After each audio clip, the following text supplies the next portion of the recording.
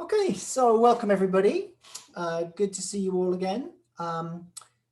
One topic we haven't covered over the course of a year, and it seems to me to be a very important one for a lot of people who embark on Aikido as a passion, is Aikido as a spiritual path. I tend to avoid those words personally because I struggle to define what that means. So I decided I'd call on somebody who did have some idea of what it means. And I'm delighted to introduce today Bjorn Saw Sensei. Bjorn, tell us a little bit about your Aikido journey, where it started, and how that linked with what was going on in your life. Okay, thank you, Quentin, for inviting me, and hello, everybody. Well, I just happened to come across Aikido because I think my mother was looking for some judo classes for me. I think she just wanted my energy to be dispersed somewhere. But we didn't find any judo around where we were. And by chance, another kid moved into the same school as me, and he was doing Aikido. So I just tagged along with him. And I found Tomita Sensei, who was this student of Saito Sensei. Right. And he had come to Sweden in 69, and I found him in 74. And I started in his kids class, and I never left, kind of. What was it that appealed to you about Aikido? I don't know. I remember me and my mom, we had seen kids judo on TV, and I kind of loved it. It looked so much fun, just wrestling on the mats. And and then of course, when I went to Aikido, I had no idea. They named it, I had no idea. But they had the same uniform. They were wrestling on the mat. They had the Japanese instructor, plus we had sticks. So, one step up from judo. So I was hooked.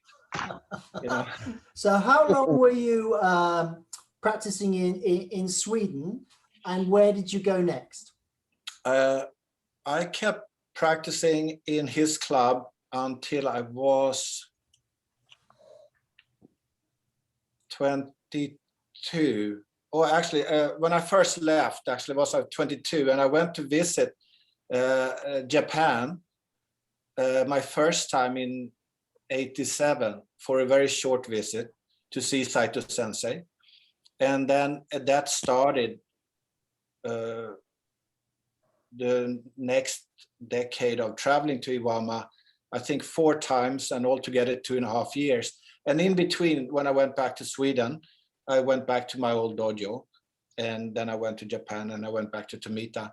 But by the time I left Iwama, in 93, by that time, Tomita and Saito Sensei had split because Tomita wanted to do his own thing in Sweden, and he wanted to start up his own organization and stand on his own 2 feet.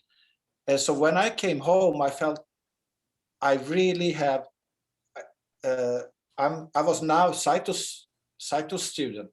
Yep. And also coming back from there, I started my own club in the suburbs of Stockholm. Right. The first club, together with a friend of mine. So had Aikido changed for you by the time that you got to that stage? So initially it was kind of rough and tumble, play with sticks, meet your friends. What did it become by that stage? Well, I think the kids class was just, just learning how to move and roll and ukemi and, just like that. But I moved into the adult class when I was 15, I believe. And by that time, my ukemi was getting good.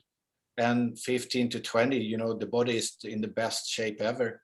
So taking ukemi from the big boys and the big women, not big women, but older women.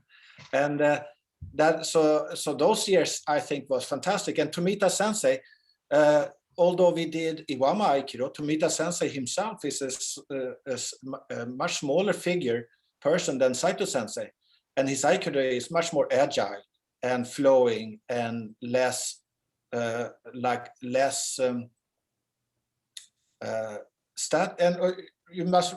think people must understand that when Westerners came to Iwama, there was a lot of beginners coming to Iwama on an ongoing basis.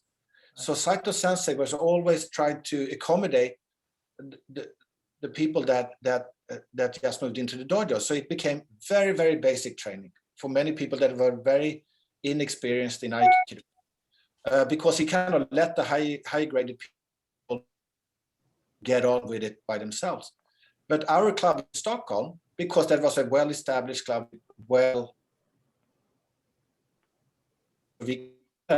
of training, was in one way much faster, much more flowing than we had in Iwama, because of there was a standard that it was being kept up continuously. So really the practice more or less has been the same throughout the years. So that hasn't really changed. Okay, so the foundation. When did you decide to become Uchideshi to Saito Sensei? And given that the training you were getting there was pretty basic, or at least it often was pretty basic, what was the incentive to do it? Oh, well, the basic was advanced, if I may say so. To learn the basic with Saito Sensei in Iwama was fantastic, because it taught us the basic feel, and also the feeling through his basic was very advanced, very, very advanced. So it was wonderful to do that Aikido. Of course, I was young, 22, 23, 24, 25. And yes, it was like, okay, we want to do it hard, we're going to hold hard, we're going to throw each other hard and all of that. But it was never, most of us, especially us that lived there, it was pleasant. It was good training, strong training. It was never aggressive or violent. Saito Sensei would not have aggression and violence in his dojo. Yeah. So you, I suspect you must have grown up in a Christian household, because I know Christianity is important to you. No? No. Find that later. My grandparents were Christian on both sides, right. Very much so. But both my parents, maybe because of that, and they were brought up in the academic world, and so they never looked at that for their lives. So I have to kind of find that for myself. Okay. And you also were very interested in Buddhism. So I'm not sure if you went off on a sort of journey and did meditation in India. Did you do that? So when I left Sweden when I was 22, I traveled to Asia for 2.5 years, and that was part of that trip. I went to Japan, to Iwama for the first time. But part of that trip was sort of me leaving and wanting to find out just first of all, it was just an adventure to see Asia for 2.5 years, right. And traveling and being confronted by their religion, their philosophies, and also being interested for myself what it was all about, and what it all meant. And I was growing up, I had no idea what life was about, and I had a yearning in my heart, wanting to find out. Sure. And I know you've managed to sort of blend what you found in Buddhism and what you have from Christianity, and there's no contradiction for you there. You're able to sort of meld them together, and they're both meaningful for you. Is that correct? To some extent, but I see them as also very, very specific paths and teachings. So I do not kind of want to I keep them very separate. Buddhism is Buddhism, and Christianity is Christianity, and has very distinct flavor to it. And also, of course, within Christianity, there's different flavors, and within Buddhism, there are different flavors too. And as likewise in Aikido and martial arts, depend very much depending on the teacher and the lineage. Sure. So both of those things are, most people would describe them as a spiritual path. And of course, Aikido, you see very much as a spiritual path. So how do you pull all that together? Well, I don't necessarily see Aikido as a spiritual path. Okay. Not by default. And in one way, Christianity and Buddhism I mean, if you're brought up in a Buddhist country or Christian country and you are default Christian, it doesn't necessarily mean that you're taking it on as your path. Right. But if, and I think that's fair enough, because just the theology, just the tradition itself can be very beautiful and very educative,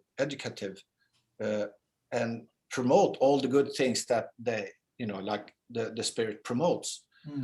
And but if you have an inner yearning to come to terms with yourself in the deepest, most sense about life and about who you are, and like that, of course the religions are pointing to a truth that is absolute.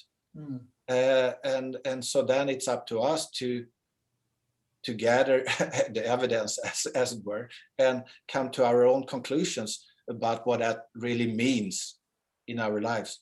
And of course then we have what we use each other, we use learning, we learn from each other, we learn from the different religions, the spiritual faith there are, we learn from teachers and like that. And like Aw Sensei, when I look at Aikido, I look at Aw Sensei as a man who had that quest in his own heart of wanting to find out what the truth was, and he did it through his own search, in his conditions, in his context, through Omoto Kyo, mixed with some esoteric Buddhism, Shingon Buddhism, and that. And then he met his spiritual teacher in Onisaburo Diguchi, and more or less adopted the Omoto Kyo theology landscape as it is, and he very much saw his Aikido in the light of that. Okay, let me pull you back to a word you just used. You said searching for the truth. The truth about what? About life itself. So what life is all about, if you like. There according to, if we just go by the traditions and religions, they point to a truth, an absolute truth of existence. They say that's the template. Okay. You gotta see the template. You gotta kind of realize God. Okay. And so what comes out from what you've said is that it doesn't. I mean, following this sort of spiritual path doesn't really have anything to do with the context of the particular religion you follow. So you're not a Motokyo. That's not a path you've chosen. You live quite happily with the Buddhist side of yourself, and the Christianity part of yourself, and the Aikido part of yourself. All of those inform you towards this truth about the meaning of life. Why do you see that as a purposeful path? Why do we need to understand the meaning of life? Why is that important for you? Well, I think it's very personal, like you said, because it doesn't tick everybody's box, but and it actually ticks people's boxes in different ways. It's not the same for everybody, but if there is, I think it's, if we may say it's important, I think it's important. It was important for me. So with that conclusion, I would maybe, dare to say it can be important for you too. but I also want to be very, very open about, we are speaking about the human being, and as such, we don't need to overlay our experience with a lot of dogma to begin with. We want to address who we are in the biggest possible way, and we want to explore that, and we want to investigate that. Then, if we then are having, let's say, like I had this, but what's Jesus about? What's that about? Or what did the Buddha mean? What does this mean? So I had this personal interest to understand what they were talking about. Like I have now with Aw Sensei, I'm trying to figure out what Omoto Kyo was all about. And that's like a whole investigation in itself. Sure. In order to come to my own perception of something that, that can be not just intellectual, not just academically reading up upon the history of Christianity or something. But, for me, when I wanted to find out about Jesus, I wanted to, in one way, I wanted to realize Jesus in myself. I want to understand him as spirit, as what they talk about. I want to take, when they're speaking about the Buddha, or when you read the original writings of the Buddha, for example, I want to be able to understand it as he expressing it, because otherwise it's not mine. I have to make it mine. I have to experience what they're talking about. And since it's timeless, I can do it now, even though he said it 2,500 years ago. Sure. So one of the reasons I steer clear of using a word like spiritual is because I struggle to define it. What's your definition of a spiritual path? It's true, because people define it in different ways, and depending on if you put a capital S on it or a lowercase s on it, it means different things for different people and within different contexts. So in that sense, we also have to keep it case specific. So when Saw Sensei speaks about kami, we have to understand much more about Omoto Kyo, understanding of kami, and stuff like that. And this is fascinating in itself. And when we speak about Holy Spirit in Christianity, we have to kind of go into that world to discover what they mean. So I don't think we can't really generalize about what we mean with spirit as such, unless we say, okay, spirit. The way, if I would explain as I see spirit with capital, I hope you would. Yes, with capital S. Yeah. Then I'm talking about the spiritual nature that we all have as our background. It's a universal, impersonal, spiritual nature that you can't put your finger on. You can't really see it, but you can have the experience of it. You can come to realize this. You can have a direct, penetrating revelation of it, where all doubts leaves you, because you realize you're actually already drowned within it. You're part of it, the essence of who you are. As we sit and speak here and now, we all participate in it. But so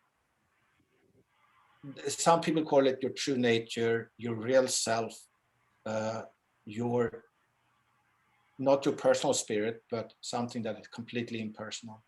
Is it also to do with your relationship with, I'm going to use the word planet or nature, something like that, how you fit into the system? No, I think everybody relates to it in the sense that people might not be conscious of it, but when people are relaxed and natural, they feel affinity with all things. They feel affinity with nature. They feel affinity to being alive. They feel affinity to the other, unless they're being not so nice to you. But so we have this love. We have this quality of love, and love is really, in its biggest possible sense, it's the nature of your being, of spirit. Okay, so I was going to say, well, you've said it's a very personal thing, and I totally get that. But I'm looking for some commonality here, and I think you've just hit on it. Is love the common thing? Yes. So love, we all can relate to love, but love can take enormous. It can take it on enormous. It can take on an enormous context, in depth, and it relates to your spirit. It is the qualitative essence of your spirit, and that's why we're all so much aware of it, or lack of. But this is what all religions are pointing to. So, talk to me about how these various threads, but particularly Aikido, have helped you towards finding greater contentment, peace with the world, being able to exude love not all the time, nobody gets love all the time, but just makes you feel more at one with what's going on.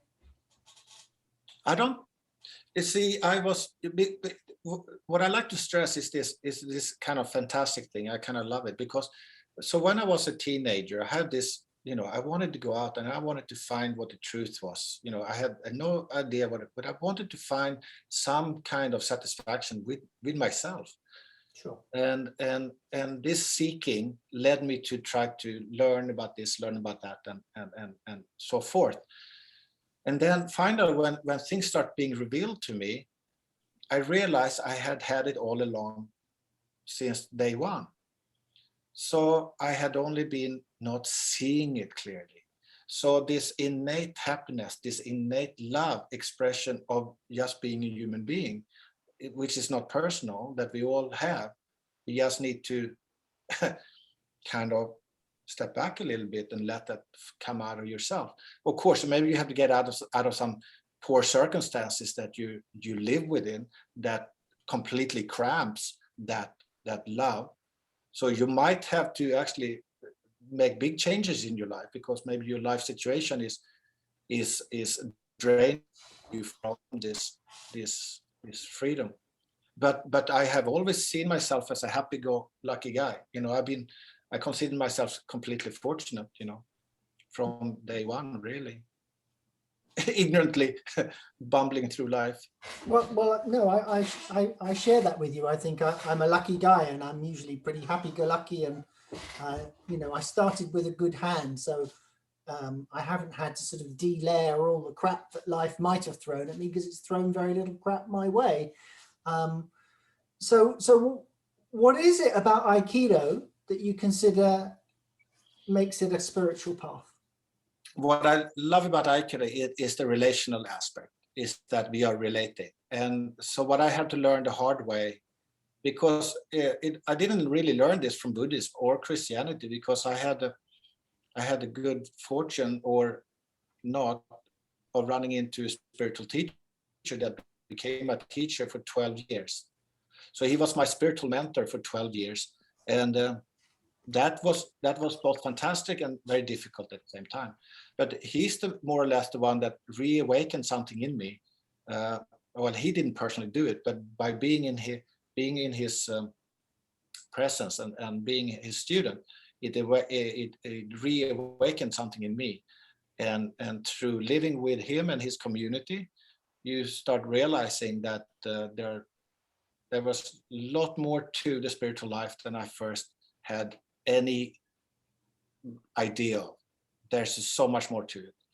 And a big part of it is learning how to live with other people, how to be with other people, how to communicate, and how to, how to be with other people. Because if you realize love and God within yourself, you have to be able to relate. So what tradition did he come from, or she come from? He didn't come from any tradition, and maybe that was good, but also it was bad in one way. So he was himself a very, very serious seeker, that he was so one-pointed. So he had been seeking for much of his adult life, for many years, very serious in his pursuit, meditation retreat, seeing teachers, doing this, doing that, very one-pointed, until he met his teacher, and suddenly everything opened up for him, and teaching became natural to him. And he, over many years, he created a big community worldwide. And his emphasis, and which I kind of emphasize too, is that if you want to know what the real is, you have to look for the truth. You have to find the truth. And then when we can accommodate the truth, when we can realize the truth, we want to participate. When we participate with other people, that is what is most important. How am I when I'm with you? And that Aikido is that the physical ability to be with another person. And of course the sensitivity of moving, and the technical understanding of Aiki and internal strength. I mean, that's fascinating stuff, but doesn't necessarily have anything to do with the love effect of just being with you, because I can just sit down and have a cup of coffee with you, and I'm happy. So that this revelation that how you get on with your relationships with others is kind of key. Was that a big change in your Aikido journey, because there you had the perfect medium to express that in what can be difficult circumstances when someone's trying to punch you or hit you or grab you or push you or whatever? Well, actually, I think the reason why I took to Aikido in the beginning was exactly because it wasn't violent, it wasn't competitive. That's really why I stayed with it. I didn't have to make a team. I didn't have to make a grade. I could train on my own terms in my own time, and I of course I did team sports and stuff like that. But when it became too competitive, I said, "Thank you, I'm out." And so I was really never in that competitive mindset. So Aikido just suited me. I liked it. I liked the combined effort of training together hard, but without that violent streak of trying to overcome the other person. You know, the uke-nage relationship for me was beautiful. First I throw and then I get thrown, or vice versa. I thought that was like, well, that's fair. You throw me, I throw you. No, and so when I came to Aikido, it was very much like finding a friend. It kind of just fitted my belief system and purpose anyway. Sounds to me like that was the same for you. True? No, I was just a kid wanting to wrestle on the mat, really. I didn't have any bigger aspirations. But one thing, I wasn't there to learn how to fight. I wasn't there to learn how to defend myself. I was 11 years old. I didn't think about, I got to learn how to defend myself on the street. No way. And when I became that age, when that maybe would be something that would be of my concern, I was like, no, I'm not going into that. I'm not seeking that out. I'm walking away from it.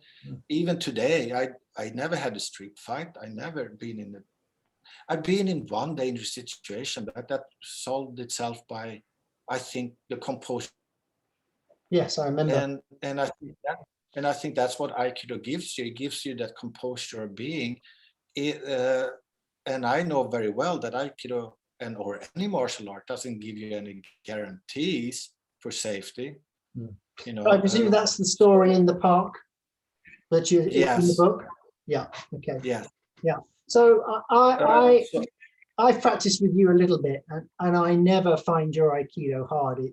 It's very fluid and soft and gentle and powerful. At what point did it become important to you to not throw in a hard way?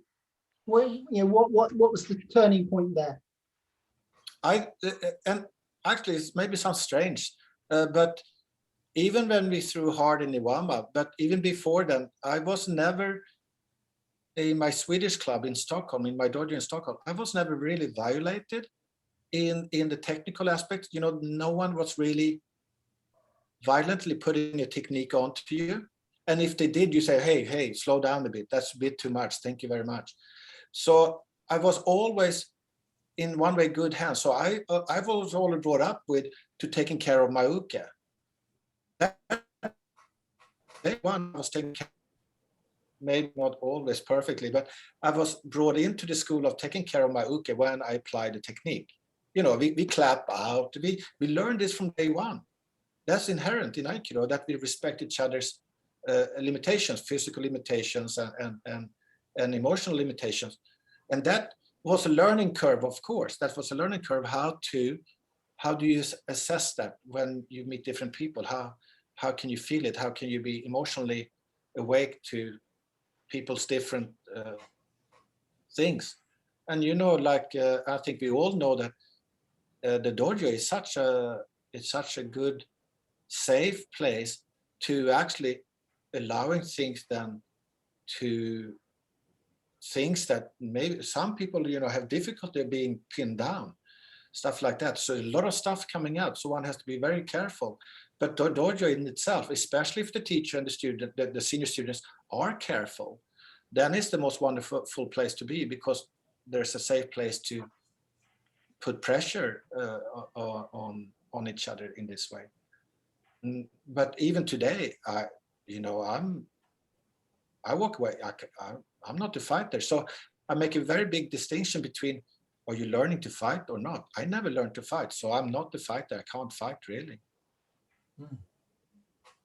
Okay, so I mean, I think you've proven that you, in your own way, are very much a seeker, to just use your word describing your teacher, your spiritual teacher. How's it going? Oh, that was, I met him in 91, and what I did realize, and this is quite interesting, yeah, and a lot of you might find this interesting, because there was a part of my life that when I remember back when I was really young, like I was actually before I was 1 year old, my first memory of my life was when I was before 1 year old. And I know that because I remember the place I was, and that was a flat that we left when I was 1 year old. And I remember it like today. And I had kind of a spiritual awakening when I was a baby in the lap of my father in front of a fire. So everything was like peaceful, perfect, and something opened up. I didn't realize the significance of it at the time, but it always remained with me and I saw it only as my first memory, but it was a wonderful memory that always made me smile.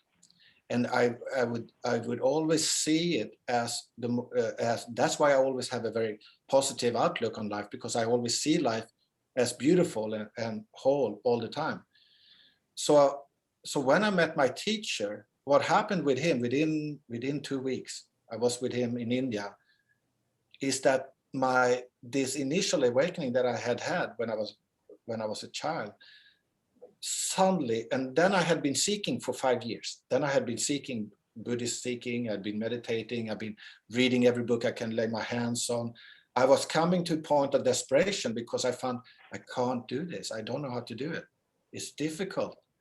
And I met him, and within a week or two, suddenly my whole life exploded again. So my whole chest just opened, my heart just opened, and all these insights, revelation just fell on me.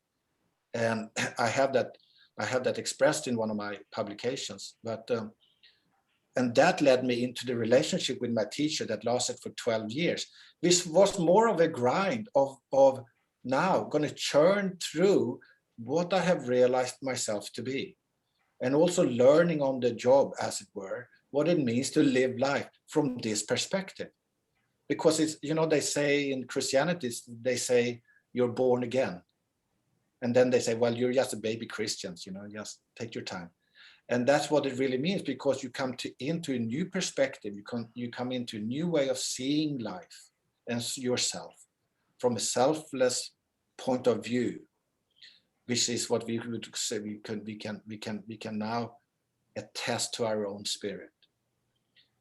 But everything is new, so we have to learn how to walk again. And so after 12 years with him, and that if you have a teacher, that also involves a path of surrender the ego, the selfish attachment to self-identity that is lingering on. Unless you're very, very fortunate, it will linger on, because that's who we believe ourselves to be, and it will linger on. And whenever you read any spiritual material, when you speak about the ego struggle, or the difficulties on the path, this is what is difficult, to letting go of your selfish attachment to yourself. Because under pressure, who matters most? Me. so you don't get away from yourself quite easily. So you're under pressure. So there's a whole path of when you have to reconcile understanding who you are with this new perspective, and that you can't let yourself get away with all the bullshit that you've been letting yourself get away with before. So and that's quite hard. That's the hard path, because you don't want to surrender that. So your teacher, if he's real, he's not going to let you off the hook.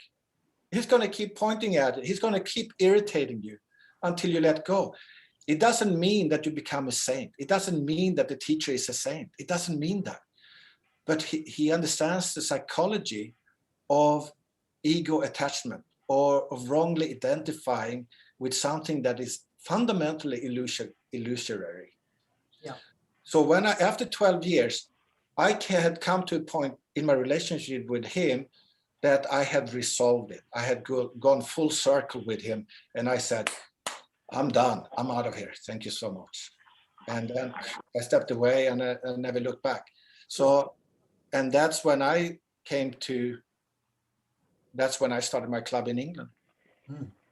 and I do my own thing. So, I mean, you're touching on some things that really sort of speak to me in terms of what my Aikido is, I hope, about, and certainly is supposed to be about, which is about being selfless and giving and love and stuff like that. And yet you've got this dichotomy that in order to do that, you really do have to look very hard at yourself.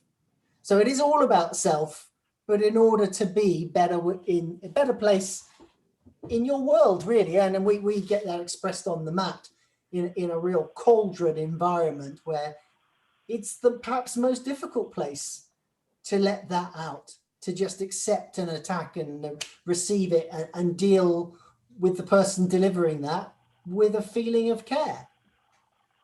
That seems to me to be very much about what your spiritual path is pointing to.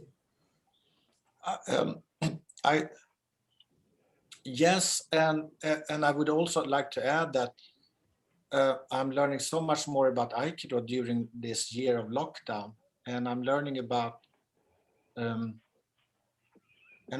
stuff that I really don't know much about, and I know that there can be a lot of skilled people without any sense of care, actually, or any sense of spirit, if I would say that, and without any sense of spirit, who can be very, very good martial artists, very good Aikidoka, very, very good, very sensitive, and they can be very proficient in what they're doing, but that doesn't necessarily mean they have dealt with their ego or dealt with in the spiritual sense of what it means to deal with the ego. Okay, then hard question then. So, yeah. So does being a good martial artist mean that you're practicing Aikido? Because for me, there's a difference.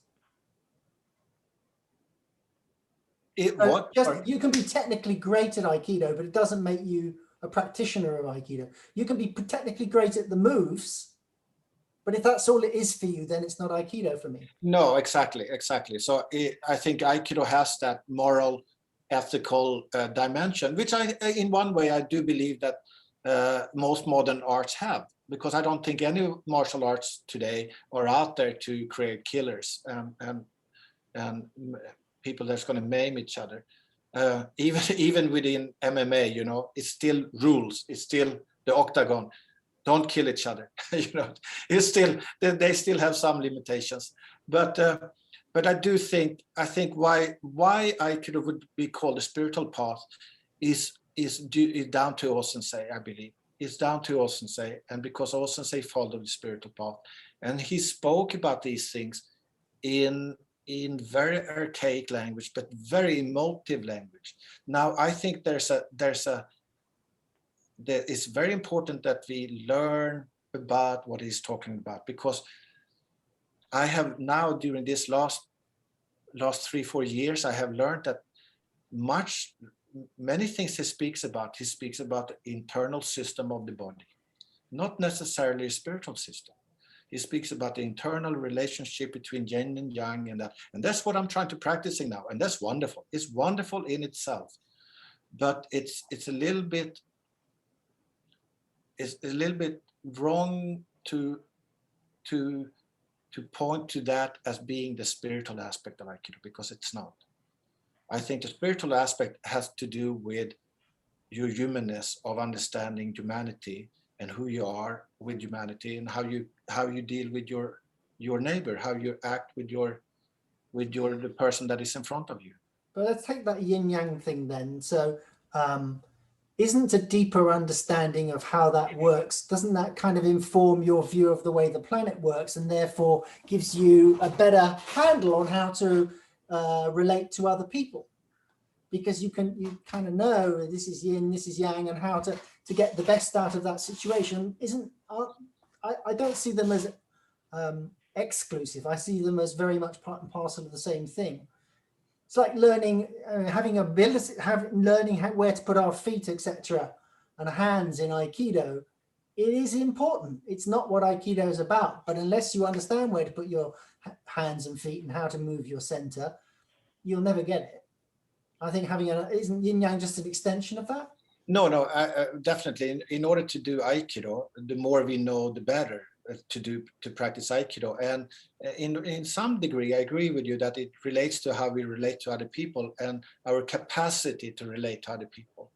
But I think fundamentally, the capacity to deal with other people and ourselves has to do with the capacity for you to love. Right.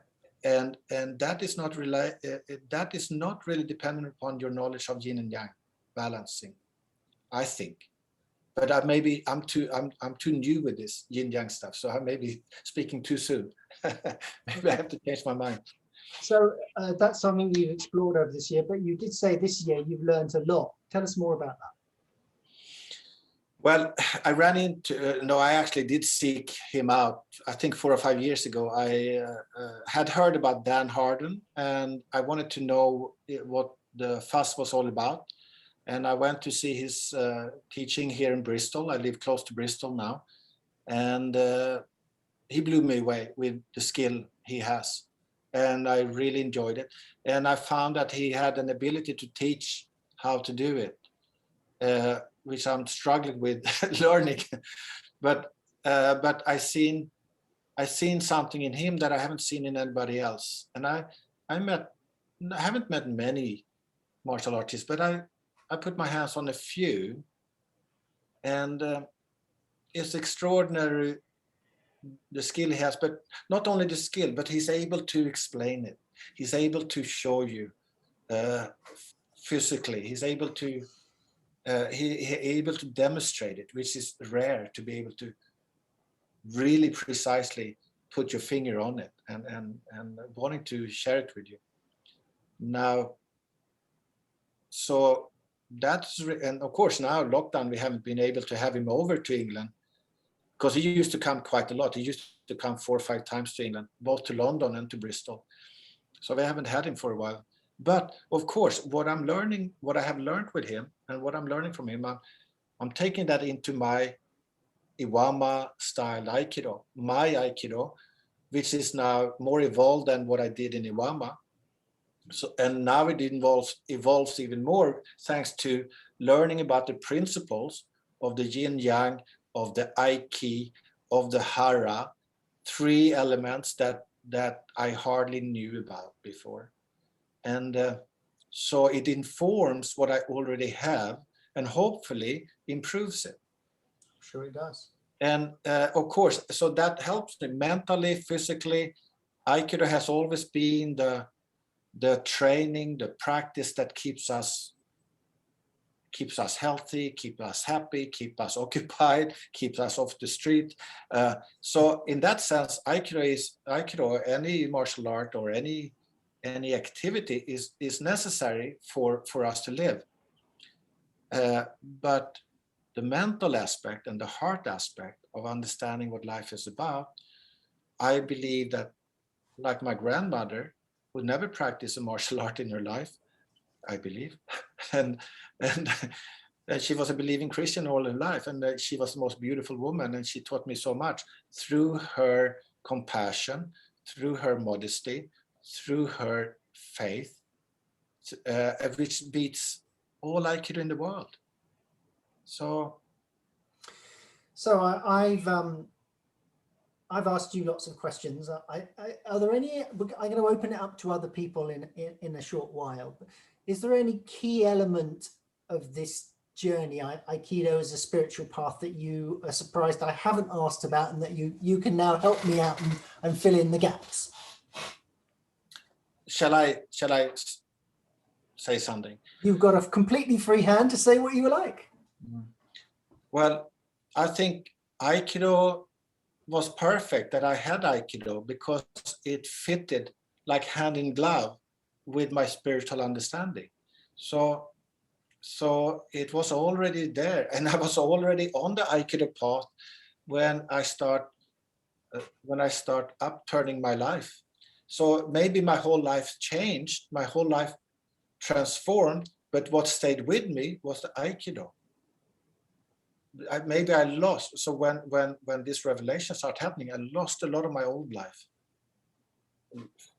Friends and family just disappeared, and new things came. but Aikido's kind of, even though I took I had a few years of pause, because there was a time where I needed to put all my energy and all my effort into pursuing my spiritual path. So Aikido had to take a sidestep at the time, but then I picked it up again when I felt more confident with it. So in one way, that is the thing that I have with me from before. And I told my teacher when I was 11, I said to him, I said, when I realized that Aikido you could do till you get old, so I said, oh, I realized I never have to stop. And he laughed and he laughed and he said, well, then you have to teach me when I'm old. And so I said, okay, Father. No, I don't have to teach you. No, just kidding. But I think that the important thing is with Aikido and spirituality is Saw Sensei. He's Saw Sensei. But I don't necessarily think we don't need to look at Omotokyo and the Gucci. I think we need to understand Omotokyo and the Gucci to a certain extent in order to understand Saw Sensei. But what I want to point is to follow his example in his wish to learn about life, to learn about who he is, and to learn about what spirit is. I think that's what he was doing when he left Hokkaido. He left his martial art teacher and he went to see the Gucci, his spiritual teacher. And I will always say that spirit will always take priority. If you have to choose between Aikido and spirit, Aikido goes every day, every time. Let's hope that the two run side by side for a little while longer. Well, according to Saw Sensei, Aiki is universal and has always existed. So maybe so, yeah. Okay, so I'm going to open it up to everybody else now. So who's got some questions or points they'd like to make? Dimitra. Yes, hello. Thank you for the beautiful presentation, beautiful sharing. I just have to confess that that it's the first time that in an Aikido session, I cannot but agree with every single point that someone is talking about. It is it was very surprising and touching. And I have similar views on most of the things that Bjorn shared with us. And not necessarily, I defend that not necessarily, spirituality does not necessarily need to associate with any religion or the, and all the status quo of any religion. And about Omotokyo, and because O Sensei would consider himself as a religious person in his time, and in his way, in his Japanese way, with his Japanese experience of life. And what really has struck me about his saying is that he would see kami in everything. He would see divinity, sacredness in everything. In the mountain, in the river, there is the sacredness of creation in everything. And we're no different from that. Mm. We have more intelligence. We are better, the most sophisticated machine on the planet, Homo sapiens, but we all have consciousness, we all are parts of kami. And I think for him, from what I have sensed and through the readings of his teachings, I think that for him, spirituality meant to be in touch with creation, to be in touch with life, to be in touch with creation. Yeah. And yeah, that's beautiful. That's beautiful. Anybody else got anything? Otherwise, I'm coming to you, Sean, because you're a great researcher of O Sensei's writings. I'm really intrigued to know how you found this. Okay, I'm coming to you then, because nobody is sticking their hand up. Yeah, you've said that O Sensei is the key to spirituality in Aikido, and I'd like to hear from you a little bit more about where you go to connect with that, or what are some of the things that you have found by studying O Sensei that speak to this spirituality in Aikido that you have made a concrete application of in guiding your practice? Mm. Well, first of all, I think when I went, I think I was lucky to have Tomita Sensei, who was a student of of Saito Sensei, but Tomita Sensei also received his fourth one from O Sensei in Iwama. And then when I went to Iwama, it's quite palpable. I never met O Sensei, but it feels like it's his place. And Saito Sensei very much is the caretaker of O Sensei's place. So just living in Iwama and practicing in Iwama in O Sensei's dojo gives you a feeling, I think it gives you a feeling of the quality of his Aikido, of the atmosphere of his Aikido, which Saito Sensei nurtured in his respect for O Sensei by coming into practice every day in that dojo. And even if you go there today, even now when Saito Sensei is gone, the same feeling is there. It's incredible. So anyone who's doing Aikido, just go and see the Iwama dojo. Is fantastic. So I think that is one of the early. I think all of us that lived in Iwama can and been there can bear witness to this. And I think maybe that's where my first interest in him as a person started. And then, of course, I think we, like many of us, we have read the superficial material about O Sensei and his life and all that. And over the years, I've been able to find more information. Aiki Journal, of course, Stan Pranin, of course. And now these days we have Sangen Kai, Honolulu, Hawaii, with Christopher Lee, who's doing fantastic translation work of old texts. I think that's been a revelation. And now just recently, I have come across David Valadez Sensei from California, who was a scholar in Eastern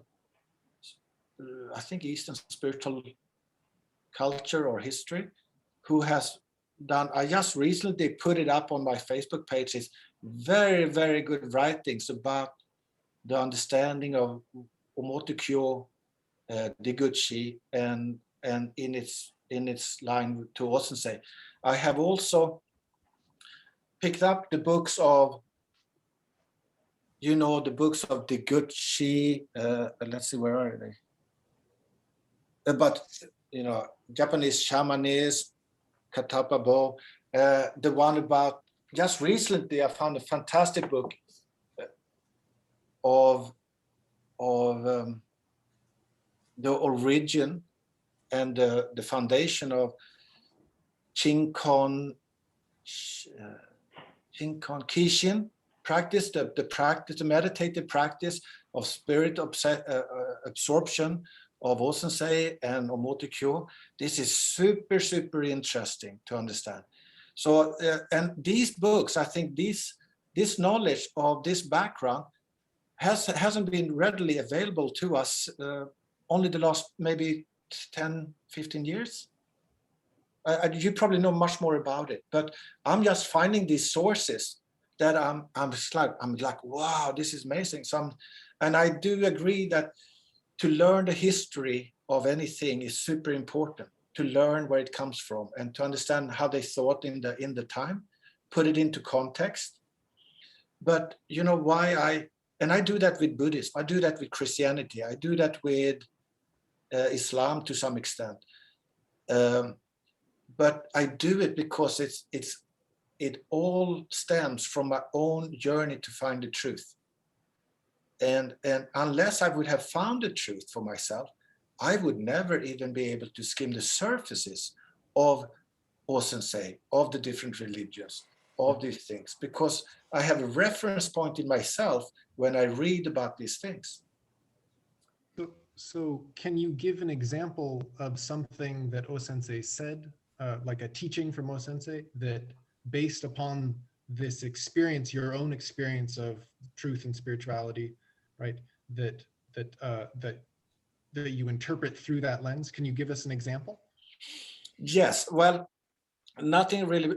I don't have a quote to give you. I don't think I have a quote, but I think he speaks about different things. So when he speaks about the Daito-ryu aspects of body, yin and yang, internal strength exercises that how we apply the body in a martial situation or in Aiki situation, as it were.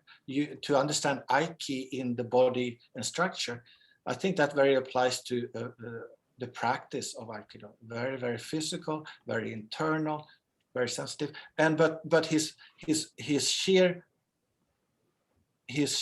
I believe there's a part of his teaching that are just referring to what you call it,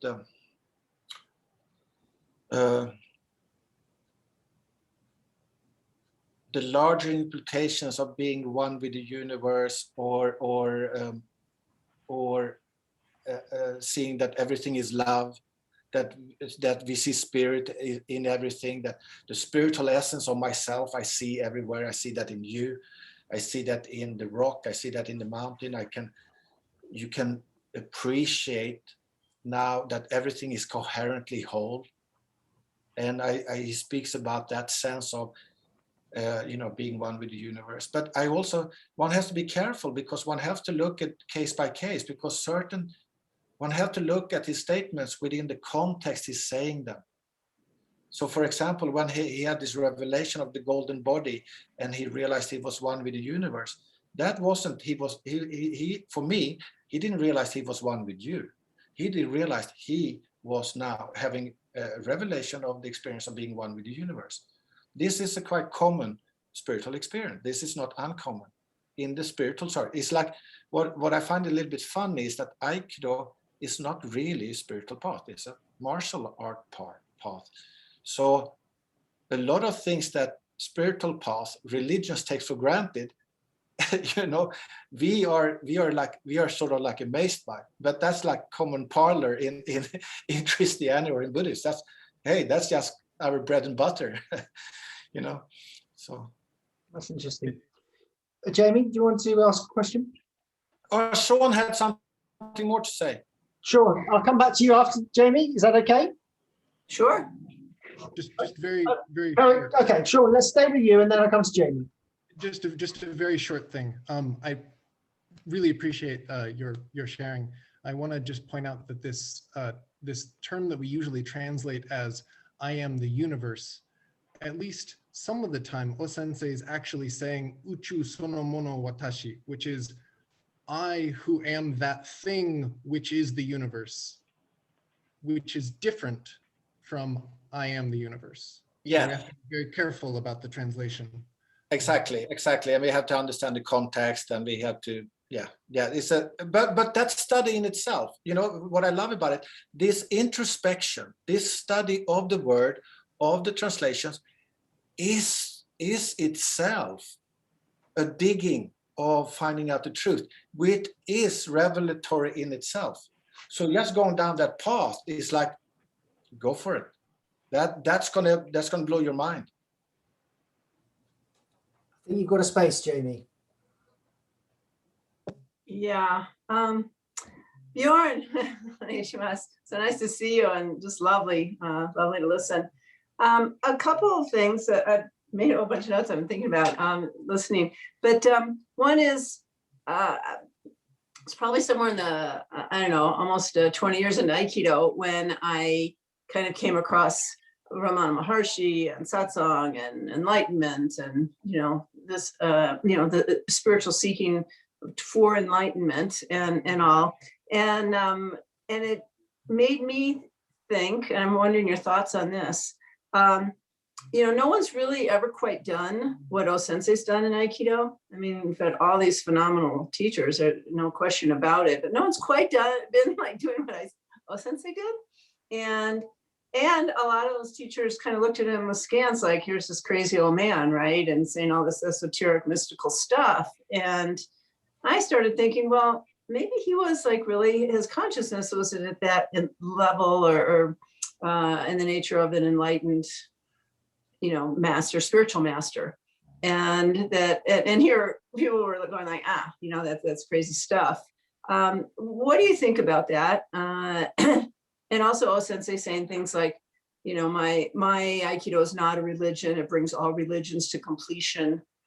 So I'm just kind of curious about your thoughts on yeah, for sure. No, for me, absolutely. All Sensei is a realized human being. Mhm, Definitely, mhm. definitely. There's no doubt about it.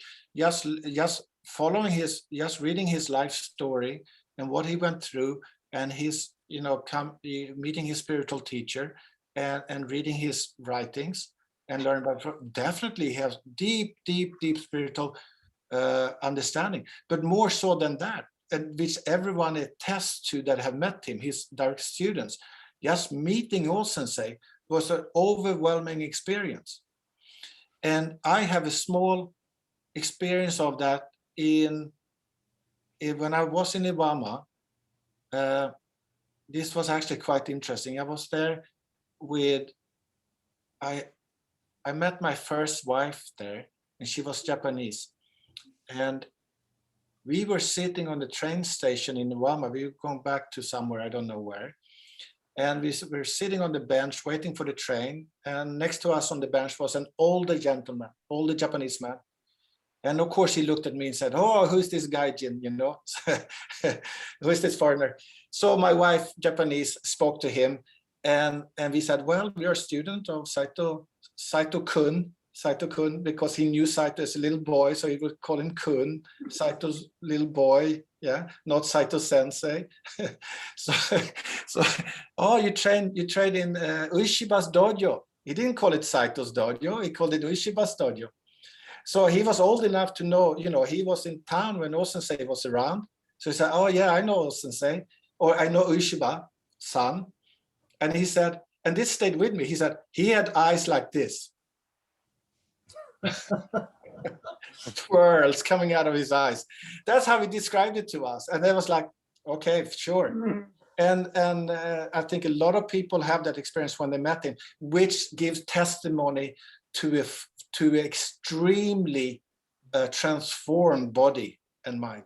And I think part of the transformation was his shugyo, his aiki, severe practice that he did throughout his life, and mixed with deep philosophical and spiritual insight that came through even before Omotikyo, but highlighted and maybe put into context with Omotikyo and Deguchi, and much afterwards, lot of more spiritual revelations. And I just want to say that because it's important to understand, if you are seeking for truth, once you break through, as it were, let's say you break through to your initial awakenings, you break through that glass ceiling, then there's not just one experience, a lot's going to come.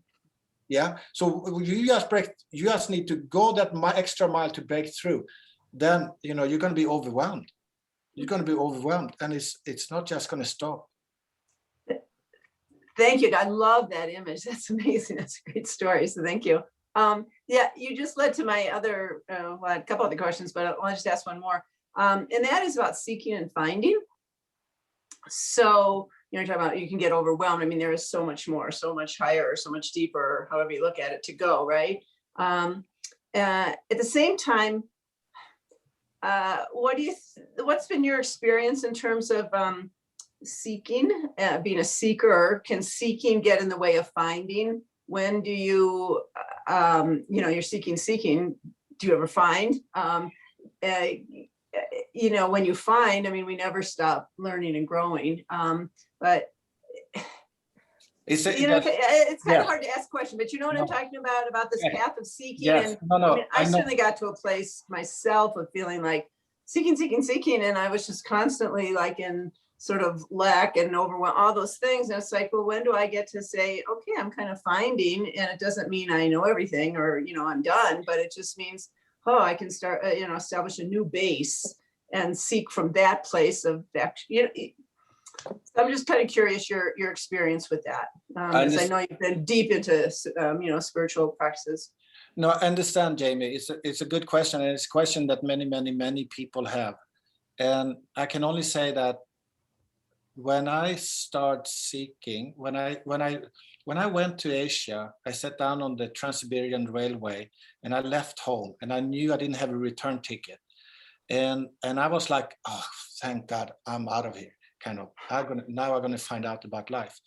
but I had no concept of seeking. I had no concept of what I was looking for. I just know I wanted to come to terms with my own life. So, and as I got to know more and more about Buddhism, Hinduism, and religion, and this seeking, the more I realized I was actually looking for something. I was actually looking for a final answer that would satisfy me. You know, I was like, I can't live like this. I have to come to some kind of resolution. So that increased, my understanding of that increased to a point over several years where I realized okay, what do I do? What do I do? Buddhist meditation, mindfulness of breathing, doing this, doing that. So you're trying to lift yourself in the hair, and it's hard. You know, sitting on meditation retreats day after day after day after day. It's hard. It's tough going. But it's persevere. You persevere. That's your tapas. That's your spiritual fire you have to go through. You have to push yourself to go something. But once you start finding a little bit of openings, because if you push, it's going to open. There's no doubt about it. But once life starts revealing itself to you, I lost the thread. Then you have to be there, yeah. Because for me, and I think it can be differently. You know, it can be something. For me, it was very. I knew I was looking for a clear resolution, and I was pushing very hard. And I had the fortune to meet a very powerful teacher, who was actually grandson of Ramana in one way, because his teacher was a student of Ramana. So it's a nice lineage. So Best one, yeah. Yeah. So it's a beautiful, but I had the good fortune to meet him at the right time. And yes, this is what I was coming to. When you seek and you are looking to break, you're looking for something that's going to really, you know, you're kind of coming to a point of desperation. And I was coming to a point of desperation. This is what is it all about?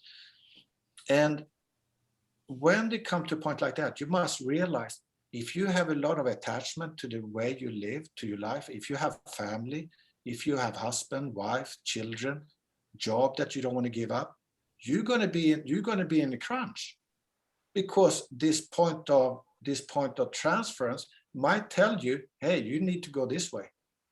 And if you're holding on to a lot of that stuff that is you, it's going to be difficult. Oh, I can do it at home. Yeah, sure, try that.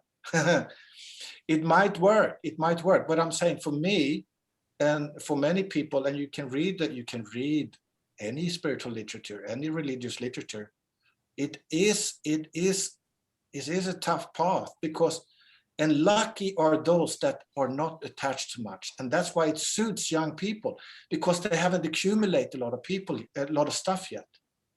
So they don't have much to give up, because they didn't get much. So that's a good thing. But I do believe in the promise that if you seek, don't worry, you can't continue seeking till you're going to be completely satisfied with the answers that you get. You don't need to settle for half measure at all. You don't need to. And you have the time on your hands. You know, you got time on your hands. You can do it all your life if you want to. But don't give up. That's what it's like, don't give up. Don't give up. There are final answers for yourself where you can go, finally, thank you very much. But that doesn't mean it's over. Then, like you say, then it's an ongoing learning experience. Even more so afterwards. Well, and what if it comes back around to, well, no, this is actually, you talked about this a little earlier, this is how I am with my partner, my kids, my job, my work in the world, and so there's like, and can there be, can you have less attachment, more empathy and love, less ego in the world, which Absolutely. is where life happens. I mean, we're living For sure, life, yeah. Jamie, I think a lot of people are much more mature on the path than I was. And if you're very mature on your path, you're responsible enough to be able to sort these things. You're very mature, and you probably already have a very mature life that your partner is very much like, yeah, I love what you're doing. Not like, oh, I hate what you're doing. Come back from that hippie trip.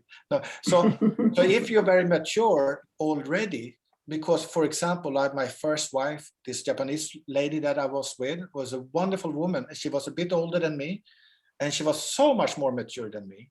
So even though I had met my teacher a year before I met her, she later came along, and she was kind of blown up. Also, like, had these big revelations where she started flying.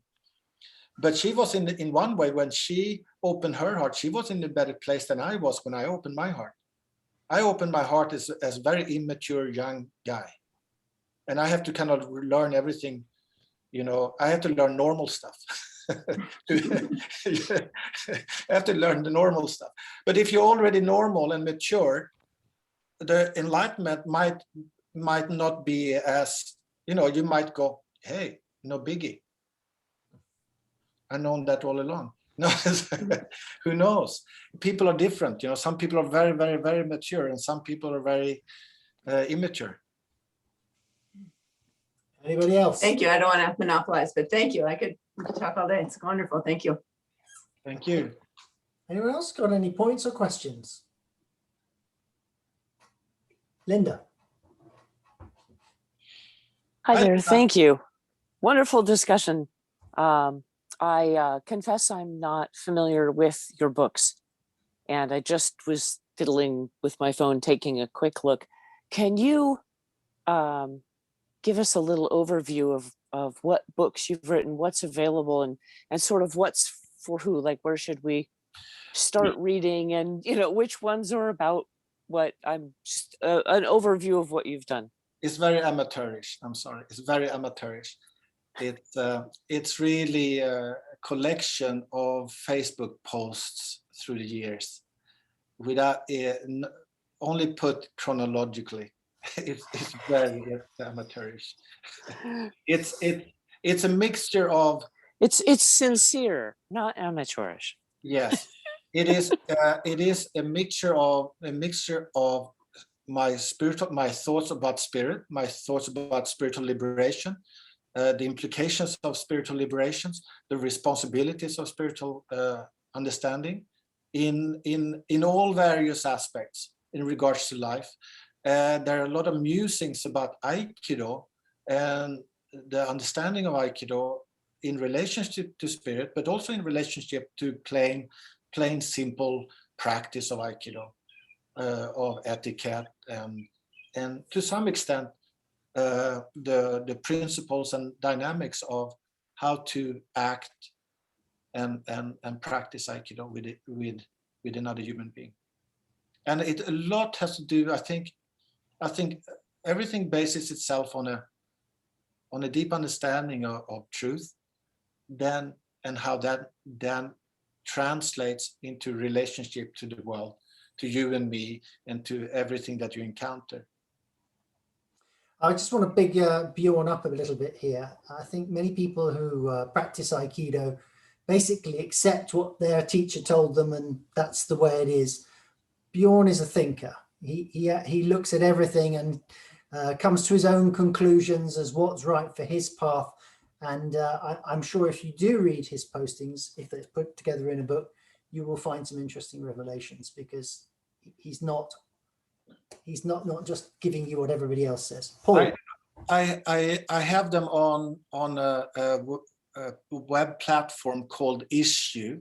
Issue is a free platform where you can compile books, where I also sometimes I print them out for myself.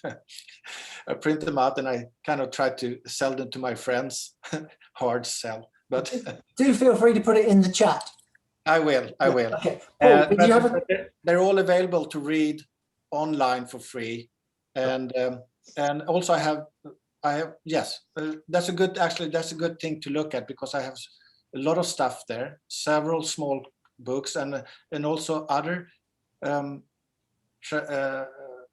Aikido. Yeah, no, very good. I'm going to put that link on so you all can find that. And if you want to, you can also contact me and I will send you a personal copy. Oh, I have a very quick comment. Bjorn, the etymological roots of amateur is someone who loves. Oh, So glad you're an amateur. oh yes. Thank you. Thank you. That sounds great. Thanks, Paul. Thank you. Okay, has anybody else got anything they would like to ask or point out? Jamie, was that a bid or in passing? Okay, anybody else?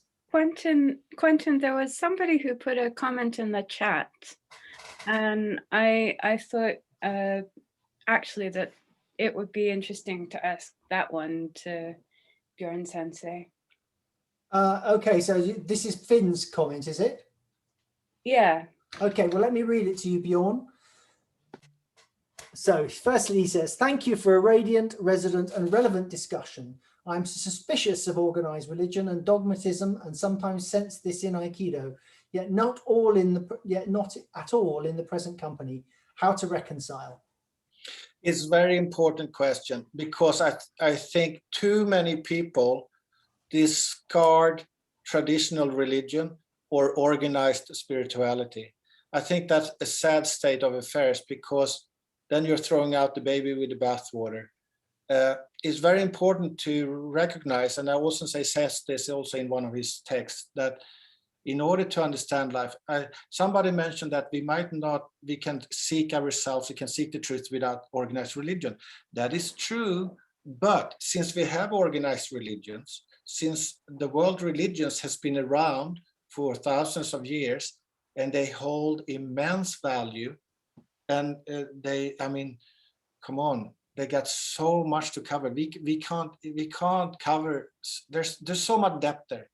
But all I want to say is that once you taste the truth, to explore the origins of those faiths, of those religions, it's extremely rewarding. Look at the kernel, look at the source, look at Jesus, look at the Buddha. What are they about? That is they are door openings to different universes that you will not get by your own seeking. You will not. You might find the truth, but it will be so much richer by your own exploration into what human being has already explored.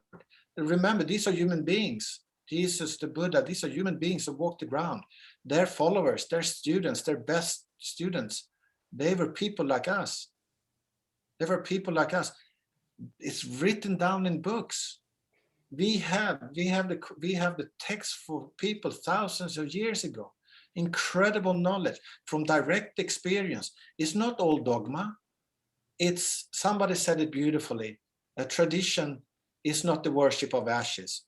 It's the, I forgot. It's not the worship of ashes. It's the preservation of fire.